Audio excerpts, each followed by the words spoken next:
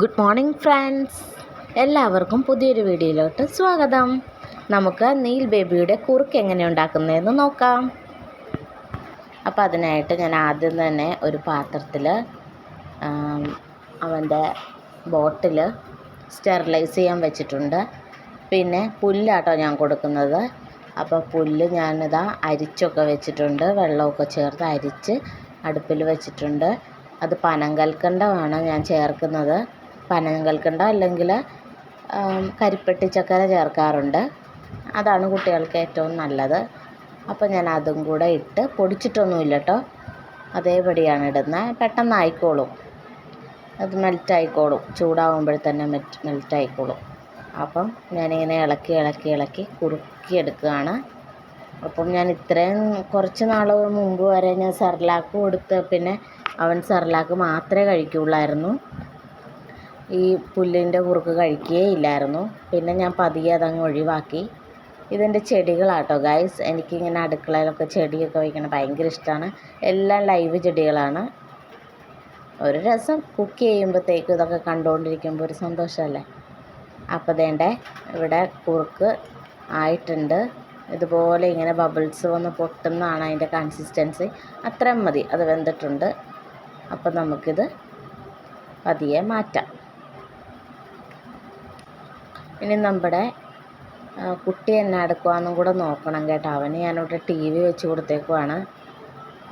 കണ്ടോ, TVയും കണ്ടിരിക്കുവാണ്. ആളതിൻ്റെ ദിവാങ്കോട്ടയിൽ അങ്ങനെ ഇരുന്ന് TV കണ്ടോളും, കുഴപ്പമൊന്നുമില്ല, താഴെയൊന്നും പോകത്തില്ല. ആൾക്ക് TV വെച്ച് കൊടുത്താൽ അവിടെ തന്നെ ഇരിക്കും. പിന്നെ ഇഷ്ടമില്ലാത്ത വല്ല കാർട്ടൂണോ അല്ലെങ്കിൽ പരസ്യമൊക്കെ ഇടയ്ക്ക് വരുവാണെങ്കിൽ മാത്രമേ പുള്ളി ഇച്ചിരി ഒന്ന് മൈൻഡ് ഡൈവേർട്ട് ആവുള്ളൂ, അല്ലെങ്കിൽ പുള്ളി അത് തന്നെ കണ്ടുകൊണ്ടിരുന്നോളും. അതുകൊണ്ട് അങ്ങനെയൊക്കെയാണ്. നമ്മളിവിടെ വീട്ടിലെ വേറെ ആരും ഇല്ല നോക്കാനായിട്ട്. അപ്പോൾ പിന്നെ ഇതൊക്കെ ഉള്ളു വഴി. ഇനി നമുക്ക് കുറുക്ക് അവന് കൊടുക്കാനുള്ള പാത്രത്തിലോട്ട് മാറ്റാം. കണ്ടോ, ചൂടോടെ തന്നെ കൊടുക്കണം കേട്ടോ, എന്നാലേ കുട്ടികളൊക്കെ ഇതുപോലത്തെ കുറുക്കൊക്കെ കഴിക്കുകയുള്ളൂ. ഇച്ചിരി തണുത്ത് കഴിഞ്ഞാൽ പിന്നെ വില കുട്ടികൾക്ക് ഇഷ്ടപ്പെടില്ല. അപ്പോൾ കൊടുക്കുമ്പം ചൂടോടെ തന്നെ ഊതി കൊടുത്താൽ മതി. അതിങ്ങനെ ഒത്തിരി നേരം വെച്ചുകൊണ്ടിരിക്കാൻ കൊള്ളത്തില്ല. അപ്പം ഞാനങ്ങനെ അത് കണ്ടോ, ഈ കൺസിസ്റ്റൻസിയിൽ മതി. കണ്ടത് കറക്റ്റാണ്.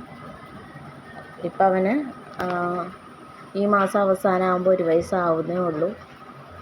അപ്പം അങ്ങനെ മതി, ഒത്തിരി കട്ടിയായിട്ടൊന്നും വേണ്ട. പിന്നെ അതേണ്ട ഞാൻ സ്റ്റെറിലൈസ് ചെയ്ത കുപ്പിയിലോട്ട് കുടിക്കാനുള്ള വെള്ളവും കൂടി എടുക്കുവാണ്.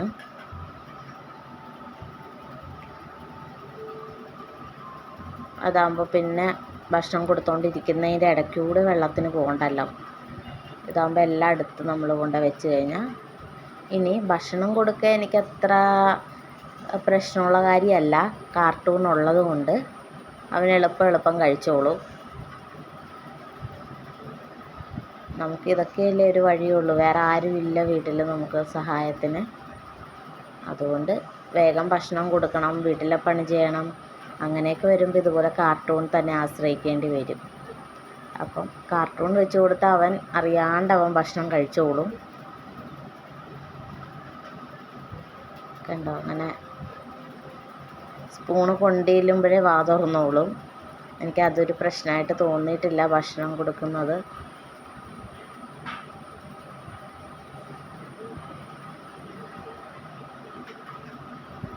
TV കാണുന്നത് കൊണ്ടിട്ടാണ്.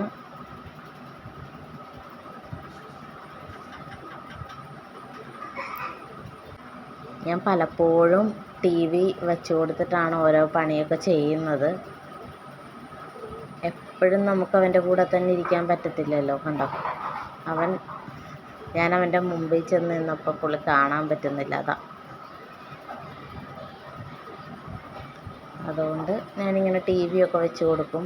പിന്നെ ഫുഡ് കൊടുത്തു കഴിഞ്ഞ് കുളിപ്പിച്ച് ഒന്ന് ഉറക്കുമ്പോഴത്തേക്കും ബാക്കിയുള്ള പണിയും കൂടെ ചെയ്യും. അങ്ങനെ ഉറങ്ങുന്ന സമയത്തൊക്കെ അയ്യോ ഞാൻ കൊടുത്തത് കഷായമാണോ, അവൻ്റെ എക്സ്പ്രഷൻ കണ്ടിട്ട്.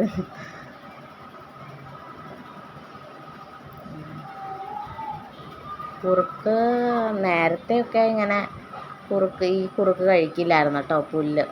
പുല്ലുകുറുക്ക് ഞാൻ കൊടുത്തിട്ട് അവൻ തുപ്പിക്കളയുമായിരുന്നു. അപ്പോൾ ആ സമയത്ത് ഞാൻ സെർലാക്കായിരുന്നു കൊടുത്തുകൊണ്ടിരുന്നത്. അതുകൊണ്ടാണ് അവൻ സെർലാക്കിലായിരുന്നു അവന് ഏറ്റവും ഇഷ്ടം. പിന്നെ ഞാനത് പതിയെ, അതത്ര നല്ലതല്ലല്ലോ, അപ്പം ഞാൻ പതിയെ അങ്ങ് അത് ഒഴിവാക്കി പുല്ലുകുറുക്ക് തന്നെ കൊടുക്കാൻ തുടങ്ങി. അപ്പോൾ ആളിതുമായിട്ട് സെറ്റായി. പിന്നെ ഒരു ദിവസം ഞാൻ എപ്പോഴെങ്കിലും ഒരു സമയത്ത് ഞാനൊരു മുട്ട കഴിപ്പിക്കാൻ നോക്കാറുണ്ട്. താറാമുട്ടയോ കോഴിമുട്ടയോ ഏതെങ്കിലും ഒരു മുട്ട ഞാൻ കഴിപ്പിക്കും. പിന്നെ ഉച്ചയ്ക്ക് ചോറ് കൊടുക്കും. പിന്നെ വൈകുന്നേരം ചിലപ്പോൾ കുറുക്ക് കൊടുക്കും, അല്ലെങ്കിൽ എന്തെങ്കിലും പഴങ്ങളോ അങ്ങനെ എന്തെങ്കിലും കൊടുക്കും. പിന്നെ സന്ധ്യയ്ക്ക് മുന്നേ ആയിട്ട് വീണ്ടും ചോറോ ദോശയോ ഇഡ്ഡലിയോ അങ്ങനെ എന്തെങ്കിലും കൊടുക്കും. അതോടെ അവൻ്റെ ഭക്ഷണം സ്റ്റോപ്പ് ചെയ്യും. കഴിവതും ഒരു 4 പ്രാവശ്യമെങ്കിലും ഞാൻ എന്തെങ്കിലും ഭക്ഷണങ്ങൾ കൊടുക്കാറുണ്ട്. പിന്നെ പാലൊന്നും പുറത്തുനിന്ന് പാലൊന്നും വാങ്ങിക്കൊടുക്കാൻ തുടങ്ങിയിട്ടില്ല. പാൽ ഐറ്റംസ് ഒന്നും അങ്ങനെ കൊടുക്കുന്നില്ല. ഷുഗറൊന്നും വേറെ അങ്ങനെ കൊടുക്കുന്നില്ല. ബേക്കറി ഐറ്റംസ് ഒന്നും കൊടുക്കുന്നില്ല. വീട്ടിലുണ്ടാക്കുന്നതൊക്കെ തന്നെയാണ് കൊടുക്കുന്നത്. ഇടയ്ക്ക് ഞാൻ വെള്ളവും കൂടെ കൊടുക്കുന്നുണ്ട്. കണ്ടോ, അവൻ ആ ടിവിയിൽ നിന്ന് കണ്ണെടുക്കുന്നേ ഇല്ല. ഉറക്കമൊക്കെ വരുന്നുണ്ട് ആശാന്.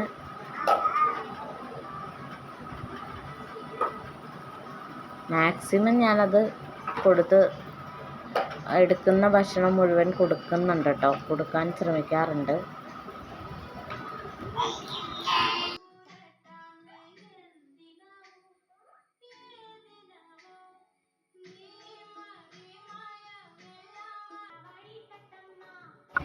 അപ്പോൾ ഇത്രയും ഞാൻ കൊടുത്തിട്ടുണ്ട്. ഇനി അടുത്ത വീഡിയോയിൽ കാണാം. ബായ്.